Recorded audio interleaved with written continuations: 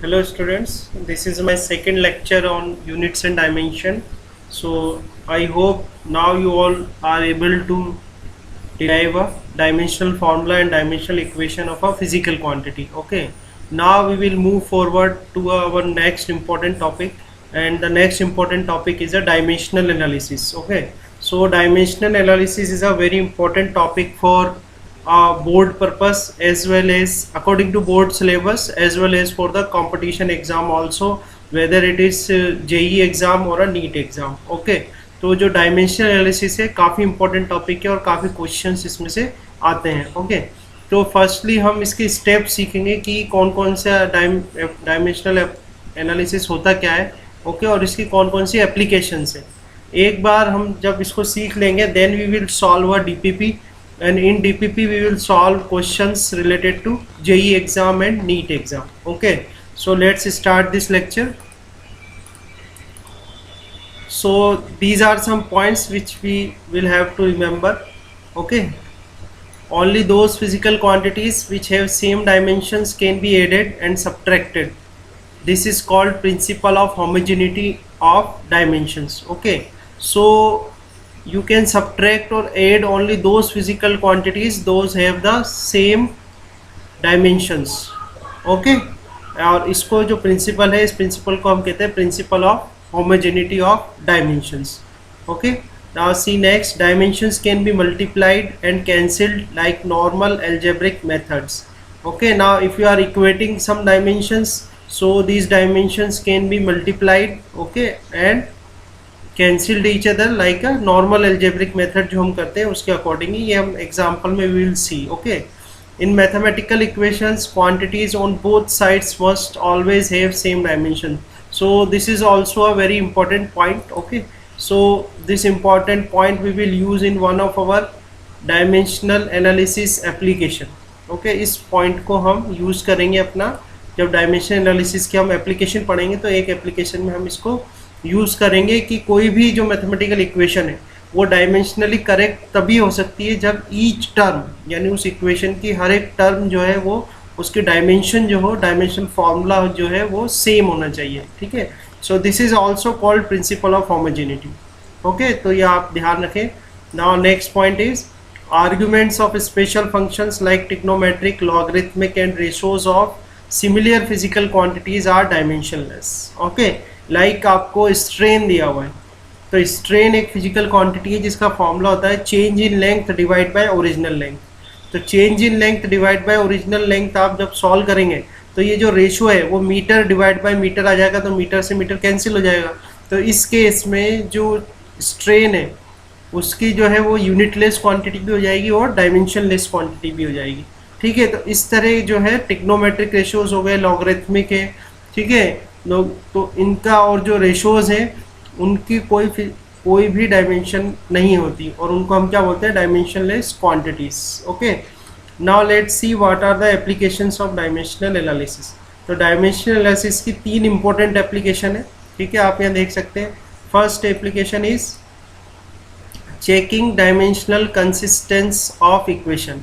इसमें आपको कोई इक्वेशन दे दी जाएगी. ओके, और उस इक्वेशन को आपको चेक करना है डायमेंशनली कि वो इक्वेशन डायमेंशनली करेक्ट है या नहीं है. तो इस केस में हम इस लॉजिक को अप्लाई करेंगे कि अगर वो इक्वेशन करेक्ट है, if equation is dimensionally correct, then the each term of that equation having physical quantity their dimensional formula must be same. Okay, तो ये हम यहाँ पर यूज़ करेंगे चेकिंग करने में, checking dimensional consistency of equation. दूसरा है conversion of system of units of physical quantity. Like आपको दे दिया कि speed of a car is 50 kilometre per hour in a system, in a one system, then what will be its value in a other system like in MKS system और CGS system. हमने system of units read करा है, MKS, CGS, FPS होता है, SI भी होता है. इसके अलावा भी कोई नया सिस्टम अगर आ जाता है तो उसमें आपको किसी फिजिकल क्वांटिटी का जब आप चेंज करोगे, यूनिट जब आप चेंज करोगे तो उसकी वैल्यू कितनी हो जाएगी, ये हम यहाँ पर इस एप्लीकेशन में हम इसको सॉल्व करेंगे. ठीक है, now next is deducing relationship among physical quantities. So if you know that a certain physical quantity is depends on what are the other physical quantities, then you can deduce the relationship by applying a dimensional formula. Okay, so all three are very important, but B application B and application C is most important as if I see in a point of view of examination. ठीक है, तो B और C हमारे ज़्यादा important है, तीनों ही हमें learn करना है एंड काफ़ी इजी है, अभी हम देखेंगे काफ़ी इजी है इसको सॉल्व करना. If you are comfortable in deriving a dimensional equation and dimensional formula, then these applications are very important. आप वीडियो को देखें, इसमें काफ़ी सिंपल स्टेप्स बताई गई हैं जिससे आप इजीली ये एप्लीकेशन लर्न कर सकते हैं अप्लाई करना. ठीक है, so let's move now see this first. So पहली जो हमारी फर्स्ट जो है एप्लीकेशन वो है checking dimensional consistency of equation. ठीक है, so if dimensional formula of each physical quantity given in both sides of equation is same, then a equation is called dimensionally correct. इसका मतलब ये है कि आपको कोई भी इक्वेशन दी हुई है, जैसे यहाँ फॉर एग्जांपल हमें एक इक्वेशन दी हुई है P = mv. ओके, अब हमें ये चेक करना है कि dimensionally this equation is correct और नॉट. ठीक है, तो हम इसमें क्या प्रिंसिपल लगाएंगे, हम ये प्रिंसिपल लगाएंगे कि if this equation is dimensionally correct, अगर ये इक्वेशन डायमेंशनली करेक्ट है तो जो भी फिजिकल क्वांटिटी इसमें है राइट साइड और left side, okay, right side और लेफ्ट साइड जो भी फिजिकल क्वांटिटी है इनके डायमेंशनल जो फॉर्मूला है वो क्या होना चाहिए, सेम होना चाहिए. ठीक है, ना if dimensional formula of both sides is same, then we can say that this equation is dimensionally correct. अभी हम बहुत सिंपल क्वेश्चंस ले रहे हैं, then we will when we solve a DPP we will take some more important questions. Okay, तो यहाँ पर आपको समझ में आया कैसे चेक करते हैं कंसिस्टेंसी डायमेंशनली चेक करने का तरीका है कि उस इक्वेशन में जितनी भी फिजिकल क्वांटिटीज दे रखी हैं उनका dimensional formula both sides right side and left side must be same. Okay, जैसे आपको एक इक्वेशन दे दी लीनियर मोमेंटम की P = mv. अब आपको चेक करना है कि इक्वेशन डायमेंशनली करेक्ट है या नहीं, तो आपको क्या करना है, इनका डायमेंशनल फार्मूला लिखना है. ठीक है, तो मोमेंटम का डायमेंशनल फार्मूला हमें आता है, ये होगा m⁻1, l⁻1 and t⁻⁻1. Okay, so this is a dimensional formula for momentum. Now write a dimensional formula for mass. Mass के लिए आप क्या लिखेंगे, m लिखेंगे. ठीक है, then m⁻1. Okay, then write a dimensional formula for velocity. Velocity की SI unit क्या होती है, मीटर/सेकेंड. ओके, तो वहाँ से आप डायमेंशनल फॉर्मूला डिटरमाइन कर लें, तो ये आ जाएगा l⁻1 and t⁻⁻1. Okay, now जिनके भी बेस सेम है तो पावर्स जो है उसकी ऐड हो जाएंगी. ठीक है, तो यहाँ पर m⁻1 है, देन m यहाँ पर है भी नहीं आगे, देन l⁻1 एंड t⁻⁻1. तो आप कंपेयर करें both sides. So both sides dimensional formula is same. Now because both sides dimensional formula is same, so that this equation is dimensionally correct. समझ में आ रहा है आपको? इस तरह से हम कोई भी इक्वेशन आपको दी है और आपको चेक करना है कि डायमेंशनली करेक्ट है या नहीं, आपको क्या करना है, दोनों साइड्स उसका डायमेंशन फॉर्मूला निकालना है हर एक फिजिकल क्वांटिटी का, और लास्ट में चेक करना है कि दोनों साइड बराबर आ रहे हैं या नहीं आ रहे, सेम आ रहे हैं या नहीं आ रहे. जैसे एक क्वेश्चन और ले लेते हैं हम, ये दिया हुआ है v = u+80. So this is the equation of, okay, you know this equation. Okay, now in this equation v is a final velocity, u is a initial velocity, a is acceleration and t is time. Okay, now write the dimensional formula for each physical quantity. तो velocity का हो जाएगा आपके पास l⁻1 t⁻⁻1. initial velocity भी velocity ही है, then l⁻1 and t⁻⁻1. या आपको इस तरह से ध्यान रखना है, जैसे एक घर के मेंबर हैं तो घर के मेंबरों के नाम अलग अलग हो सकते हैं, जैसे किसी का नाम राजेश हो गया, किसी का नाम मोहन हो गया, पर अगर पूरे घर का जो सरनेम है वो सेम होता है तो वो पूरी एक फैमिली बन जाती है. ठीक है, जैसे शर्मा है तो राजेश के पीछे भी शर्मा ही लगेगा, मोहन के पीछे भी शर्मा ही लगेगा. ठीक है, तो उनका जो सरनेम है वो सबका क्या होता है, सेम होता है, तो वो एक ही फैमिली के होते हैं. इसी तरह से आप यहाँ भी इसमें भी पता कर सकते हैं कि जैसे ये फाइनल वेलोसिटी है तो है तो वेलोसिटी ही. ठीक है, ऐसे ये इनिशियल वेलोसिटी है तो है तो वेलोसिटी, तो दोनों ही वेलोसिटी. तो इसका मतलब क्या है कि जो डायमेंशनल फॉर्मूला आएगा वो क्या आएगा, सेम ही आएगा. ठीक है, इस तरह से आप पता लगा सकते हैं. जैसे फोर्स है तो फोर्स, एक जगह फोर्स दिया हुआ है, एक जगह टेंशन दिया हुआ है, तो टेंशन भी फोर्स ही होता है. ओके, जैसे सरफेस टेंशन फोर्स है, तो चाहे फोर्स हो, इनर्शिया फोर्स हो, चाहे सरफेस टेंशन फोर्स हो, दोनों के पीछे आ तो फोर्स ही रहा है, तो इसका मतलब उनका डायमेंशन फॉर्मूला क्या होगा, सेम होगा, उनकी जो यूनिट होगी वो भी क्या होगी, सेम ही होगी। जैसे जैसे अपन और क्वेश्चन सॉल्व करेंगे और हम इससे लर्न करते जाएंगे, ठीक है। पर ये लॉजिक आप, ये ट्रिक आप ध्यान रखें, ठीक है। तो ये वेलोसिटी का हो गया हमारा L⁻⁴ T⁻⁻⁻⁴, then initial velocity का again L⁻⁴ T⁻⁻⁻⁴। Now this is a acceleration, so SI unit of acceleration is metre upon second square. तो मीटर जो है, metre is SI unit of length, तो यहाँ से L⁻⁴ T⁻⁻², then time, SI unit of time is second, so its dimension formula is T⁻⁴. Now solve this and determine the dimensional formula for each term. जैसे इस term का आ गया हमारे पास L⁻⁴ T⁻⁻⁻⁴ left side का, then u का हमारे पास आ गया L⁻⁴ T⁻⁻⁻⁴. Now solve this. So in this, if the base is same like this t and this t, so base is same, so add the powers, so -2 + 1, it is -1. So now you can see that the dimensional formula for each term is same, dimensional formula for each term is same, okay, so that we can say that this equation is dimensionally correct, okay। तो ये method है, आपको जो भी equation दी गई है आपको करना ये है कि उस इक्वेशन में जो भी फिजिकल क्वांटिटी है उन सब फिजिकल क्वांटिटी के आपको डायमेंशन फार्मूला निकालना है, डिटरमाइन करना है, ठीक है। और डायमेंशन फार्मूला पुट करने के बाद आपको चेक करना है बोथ साइड्स के जो हर एक टर्म है उसकी डायमेंशनल फार्मूला सेम है या नहीं है। सेम है तो इक्वेशन डायमेंशनली करेक्ट होगी, और अगर सेम नहीं है तो जो इक्वेशन है वो डायमेंशनली करेक्ट नहीं होगी, ओके।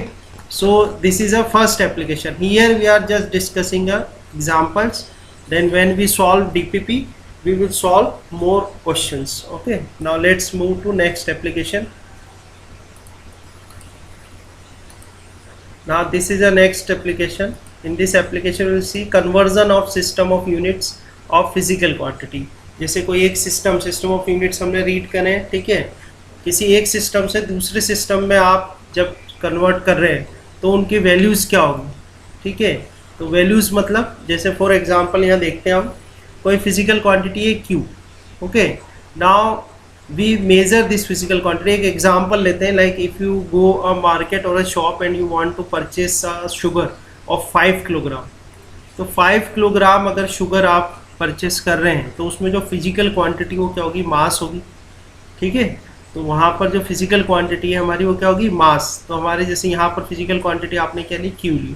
अब 5 किलोग्राम जो शुगर है, 5 किलोग्राम क्या है, मेजरमेंट, और किलोग्राम जो है वो मास की यूनिट किस में होती है, किस सिस्टम में होती है, MKS सिस्टम में, ठीक है। तो एक सिस्टम तो हमारे पास हो गया MKS सिस्टम। तो इस MKS सिस्टम में अगर आपने if you purchase 5 kilogram, I right here, if you purchase this, if you purchase 5 kilogram, okay. Now in this 5 kilogram, 5 is a numeric value. What is a 5? 5 is a numeric value. Kilogram is a unit in first system. Okay, तो हम जो example discuss कर रहे हैं उस example में अगर आपने 5 किलोग्राम शुगर परचेस करी तो जो फिजिकल क्वांटिटी हो तो हो गई मास आपकी, ठीक है। अब ये जो मेजरमेंट क्या है फर्स्ट सिस्टम में, ये जो मेजरमेंट है, इस मेजरमेंट में जो 5 है तो हो गई आपकी न्यूमेरिक वैल्यू जो अपन ने यहाँ N1 लिया हुआ है, और किलोग्राम जो हो गया वो हो गई यूनिट U1। तो जब भी आप कोई मेजरमेंट लेते हैं किसी भी फिजिकल क्वांटिटी का, तो मेजरमेंट जो होता है वो प्रोडक्ट होता है numeric value plus unit, numeric value and unit, ठीक है। It is a product of numeric value and unit. तो न्यूमेरिक वैल्यू इस एग्जांपल में जैसे 5 किलोग्राम में 5 न्यूमेरिक वैल्यू थी और किलोग्राम जो था वो यूनिट थी। तो ऐसे ही ये एक सिस्टम लिया हमने, और उस सिस्टम में जो न्यूमेरिक वैल्यू है, जो मेजरमेंट क्या है फिजिकल क्वांटिटी की, वो N1 है, और जो उसकी यूनिट है वो है U1, ठीक है। तो टोटल जो मेजरमेंट हो जाएगा हमारा जाएगा N1 U1, ठीक है।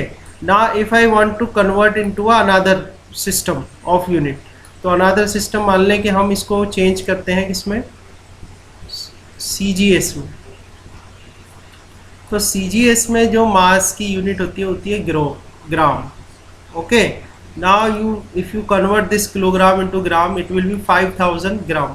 Now you can see here that 5000 again a numeric value, so I will take here second system, in second system, then numeric value will change, so let the numeric value is n2, and the unit is also changed, so let the unit is here u2 in second system u2. Now the measurement of a physical quantity in second system is n2 u2. Okay, I hope you are able to understand. So measurement of physical quantity in second system is n2 u2.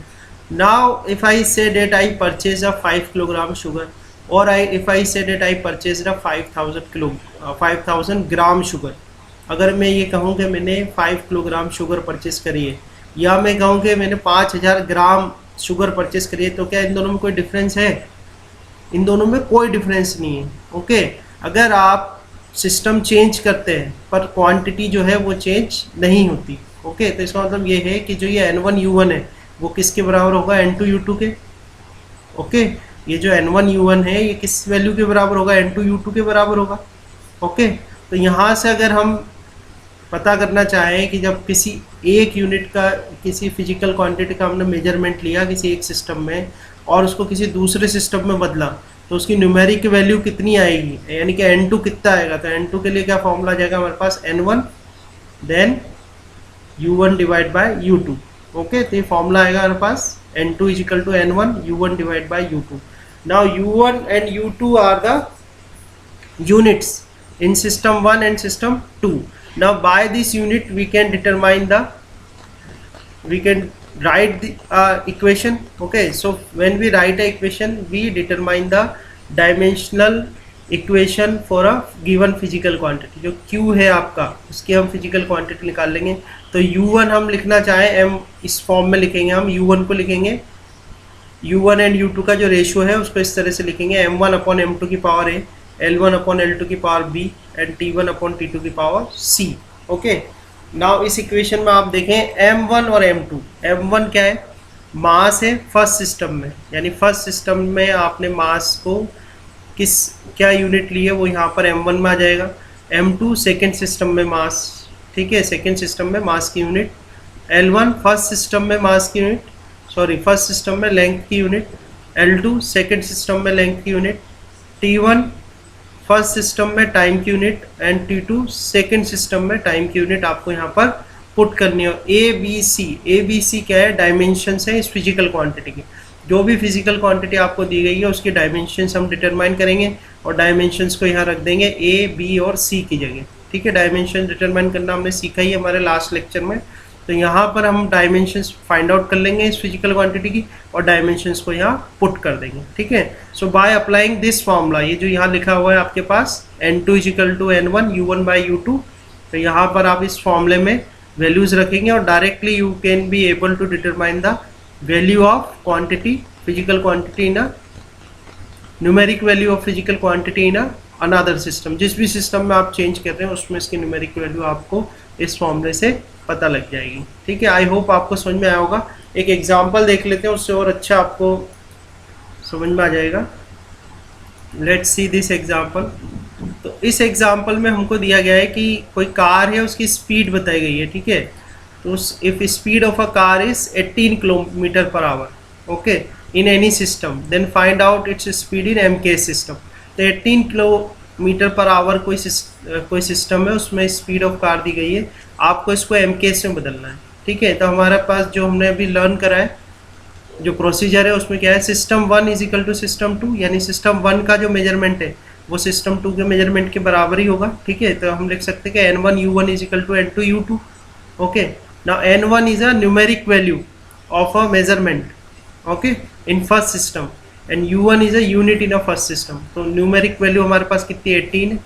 ठीक है, और unit क्या है? Kilometre per hour. We can write here kilometre per hour, kilometre per hour लिख सकते हो आप यहाँ पे। ठीक है, अब इसको हमें कन्वर्ट करना है इसमें सेकेंड यूनिट में। तो MK सिस्टम में जो स्पीड है, स्पीड की यूनिट क्या होती है? Metre upon second. क्या होती है यूनिट? मीटर पर सेकेंड। N2 हमें अभी पता नहीं है कि N2 की वैल्यू क्या होगी। ठीक है, तो हम अपने प्रोसीजर के अकॉर्डिंग ही जाते हैं। प्रोसीजर के अकॉर्डिंग जो हमारी फिजिकल क्वांटिटी हमने मानी थी Q, वो क्या है हमारे पास? स्पीड है यहाँ पर। तो हमें क्या करना है, सबसे पहले इसकी डायमेंशनल इक्वेशन लिखनी है। तो स्पीड की डायमेंशनल इक्वेशन पता है हमें क्या होती है? m⁻0 l⁻1 and t⁻⁻1। तो ये हो गई हमारे पास स्पीड की डायमेंशनल इक्वेशन। इस डायमेंशनल इक्वेशन से हमारे पास डायमेंशन कितनी आ जाएगी? a is equal to 0, b is equal to 1 and c is equal to -1. Okay, this we already learn in our last lecture. Okay, तो डायमेंशन कितनी आ गई स्पीड की हमारे पास, a is equal to 0, b is equal to 1 and c is equal to -1. ठीक है, अब आपको कुछ नहीं करना, you simply apply our formula which we learn. Formula apply कर देंगे, n2 is equal to n1 u1 by u2. So here n1 then m1 upon m2 की power a, l1 upon l2 की power b and t1 upon t2 की power c. Okay, so here n1 is how much, you can see here n1 is 18. okay, now m1 is a unit of mass in a first system. So unit of mass in a first system is, let assume it is kilogram, तो kilogram लिख दें. Second system हमारा mks है, mks में भी जो unit है वो कहते हैं किलोग्राम होते हैं, किलोग्राम रख दिया.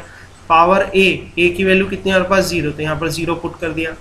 Now l1 is a unit of length in a first system. So unit of length in a first system is kilometer, so put here kilometer. Now unit of length in a second system, so in second system it is meter, so put here meter. Okay, b is equal to how much, 1, so put b is equal to 1. Now here unit of time in a first system, so unit of time in a first system is hour, so put here hour. Now t2 is a unit of time in a second system, तो second system में क्या है, second है, तो second रख दें यहाँ पर. c की वैल्यू कितनी है, -1, ये -1 पुट कर दो. तो इसकी पावर तो 0 है, तो किसी की पावर 0 ही तो 1 हो गया, तो ये तो 1 हो जाएगी quantity. Now convert this kilometre into metre, so kilometre 1000 से मल्टीप्लाई कर तो 1000 मीटर हो जाएगा ये. ठीक है, now convert this our into second, तो ये हो जाएगा 3600 सेकंड. ठीक है, 3600 ही हो जाएगा. Now cancel out this metre to metre and this second to second. Okay, now this is 10⁻³ और 1000 आ जाएगा, और ये 3600 की पावर कितनी है, -1 है, तो इसको आप नीचे ले जाओ, ये 3600 हो गया. ठीक है, इनको सॉल्व कर लेंगे हम, तो n2 हमारे पास कितना आ जाएगा, n2 is equal to, we will get n2 is equal to 5. Okay, now n2 is equal to 5, so put value of n2 here, n2 is equal to 5. Now we will get that 18 km/h in any system is equal to 5 m/s in mk system. So here we just taking a very simple questions, then after we learn a procedure we will solve more questions. Okay, तो I hope आपको समझ में आया होगा. ये procedure है, इस procedure को आपको फॉलो करना है. Okay, now let's see a next question, next application, sorry. So in next application ये भी काफ़ी इंपॉर्टेंट एप्लीकेशन है. इसमें हमें करना है deducing relationship among physical quantities. Okay, एक एग्जांपल के थ्रू समझते हैं हम. इसमें दिया हुआ है कि a time period of a pendulum is depends on length of a pendulum और a length of a wire and the gravitational acceleration. Okay, then derive this relationship. एक क्वेश्चन लिया है हमने, जिसमें क्वेश्चन में दिया हुआ है कि जो सिंपल पेंडुलम है उसका जो टाइम पीरियड है, that time period depends on the length of a wire, okay, and the gravitational acceleration. तो स्टेप्स हम देखते हैं इसकी. Now once you learn the procedure you can solve it directly आप सॉल्व कर सकते हैं, पर अभी आप स्टार्ट ही कर रहे हैं, तो ये कुछ स्टेप्स हैं जो आपको फॉलो करनी है. सबसे पहले जिस पर भी वो फिजिकल क्वांटिटी डिपेंड कर रही है, then we assume that this quantity is like our here is time period. So time period is proportional to length की power a and g⁻⁵ a and b are the dimensions of these physical quantities जिस पर कि वो time period depend कर रहा है. ठीक है, तो ये जो हमारा टाइम पीरियड है ये प्रोपोर्शनल है किसके, लेंथ की power a and g gravitational acceleration power b. Okay, a and b are the dimensions. Now proportional हटाएंगे तो एक प्रोपोर्शनलिटी कांस्टेंट आ जाएगा, तो k is a proportionality constant. Proportional का साइन हटाएंगे तो यहाँ प्रोपोर्शनलिटी कांस्टेंट आ जाएगा, तो k जो है यहाँ पर क्या है, प्रोपोर्शनलिटी कांस्टेंट है. Okay, now we have this equation number 2. तो ये हमारा फर्स्ट प्रोसीजर है. फर्स्ट प्रोसीजर में जो भी क्वांटिटी आपको दे रखी है और वो जिन क्वांटिटीज पे डिपेंड करती है उनको प्रोपोर्शनल में लिख के then we put some dimensions over it, उन पे हम कुछ डायमेंशन पुट कर देंगे. ठीक है, आगे सॉल्व करते हैं सेकंड स्टेप. सेकंड स्टेप में जो भी फिजिकल क्वांटिटी आपको दी हुई है सबकी डायमेंशनल इक्वेशन निकालनी है आपको. तो टाइम पीरियड जो है उसकी, time period is also a time, तो टाइम की यूनिट जो होती है सेकेंड, तो उससे आप पता कर सकते हैं t⁻⁴, लेंथ के लिए l⁻⁴, और ग्रेविटेशनल एक्सेलरेशन. सो वापस से वही कॉन्सेप्ट है कि जो पीछे सरनेम है वो तो सेम ही है. पीछे सरनेम क्या है, एक्सेलरेशन. ओके, तो एक्सेलरेशन मतलब जो एक्सेलरेशन की यूनिट होती है वो आप अप्लाई कर दें मीटर अपन सेकंड स्क्वायर से, आंसर ये डायमेंशनल इक्वेशन आपकी आ जाएगी L⁻⁴ T⁻⁻²। तो सेकंड स्टेप में आपको क्या करना है, जितनी भी फिजिकल क्वांटिटी दे रखी है सबकी क्या करनी है, डायमेंशनल इक्वेशन आपको डिटरमाइन करनी है। ठीक है, थर्ड स्टेप देखते हैं हम। थर्ड स्टेप में क्या करना है आपको, सारी जो वैल्यूज़ है वो सेकंड इक्वेशन में आप पुट कर दें। तो सेकंड इक्वेशन में जो जो आपने डायमेंशनल इक्वेशन फाइंड आउट करी है वो उन क्वांटिटी की जगह जहाँ जहाँ वो क्वांटिटीज़ हैं वो डायमेंशनल इक्वेशन आप पुट कर दें। ठीक है, अगेन वही कॉन्सेप्ट लगाएं, जो भी बेस सेम है उनकी पावर्स को ऐड कर सकते हैं आप। तो यहाँ L⁻A आ जाएगा, यहाँ L⁻B T⁻⁻²B। तो आप इसको सॉल्व करें तो यहाँ आ जाएगा L⁻A+B T⁻⁻²B। Now compare the powers of both sides. Okay, compare कैसे करते हैं, जिनके भी बेस सेम है तो उनकी पावर जो है वो बराबर होनी चाहिए। ठीक है, तो जैसे यहाँ पर L है तो यहाँ पर L इस साइड तो है ही नहीं, तो L की पावर कितनी है A+B, तो यहाँ पर L की A+B इक्वल टू कितना जाएगा 0। ओके, अब यहाँ L नहीं है तो L की पावर 0 आप अज्यूम कर सकते हो। ठीक है, तो A+B इक्वल टू 0 आ जाएगा। यहाँ पर देखें T की पावर कितनी है -2B, और यहाँ T की पावर कितनी है 1, तो -2B को किसके बराबर कर देंगे, 1 के बराबर कर देंगे। ठीक है, तो यहाँ से आप सॉल्व करें तो B इक्वल टू -1/2, और देन यहाँ पुट कर दें इस इक्वेशन में तो A equal to 1/2। Now put these values of A and B okay in equation 2। Equation 2 में जो डायमेंशंस निकाली हैं आपने A और B, जो वैल्यूज निकाली हैं इसको पुट कर दें इक्वेशन 2 में, तो यहाँ से आपको रिलेशन मिल जाएगा T equal to K√L/G। So these are the 4 steps, simple 4 steps. Any kind of problem related to this application you can solve with by following these 4 steps। ये 4 स्टेप आप फॉलो करें, कैसी भी प्रॉब्लम हो relationship derive करने की, ये 4 step आप फॉलो करते हैं तो आप इजीली उसको सॉल्व कर सकते हैं। ठीक है, आप यहाँ एक चीज़ नोट करने वाली है कि जो K है, K हमारा प्रोपोर्शनलिटी कांस्टेंट है। तो जब हम डायमेंशनल एनालिसिस करते हैं या ये एप्लीकेशन अप्लाई करते हैं तो डायमेंशनल एनालिसिस से हम कांस्टेंट की वैल्यू फाइंड आउट नहीं कर सकते।